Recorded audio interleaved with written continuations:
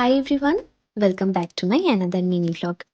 তো আমরা সব ফ্রেন্ডসরা মিলে ডিসাইড করেছিলাম যে দুপুরে কোথাও একটা লাঞ্চ করতে যাব, আর আমরা গিয়েছিলাম সিক্স বালিগঞ্জ প্লেস। তো এই রেস্টুরেন্টের অ্যাম্বিয়েন্সটা ছিল প্রপার একটা বাঙালিয়ানা থিমে সাজানো আর ভীষণ সুন্দর। তো তারপর আমরা আমাদের লাঞ্চটা অর্ডার করে দিয়েছিলাম, আর আমরা অর্ডার করেছিলাম একটা ফিশ ফ্রাই আর মেন কোর্সের জন্য মাটন থালি, আর তার সঙ্গে ভেটকি পাতুরি। তো ফার্স্টেই চলে এলো গন্ধরাজ ঘোল, যেটা ভীষণ রিফ্রেশিং ছিল।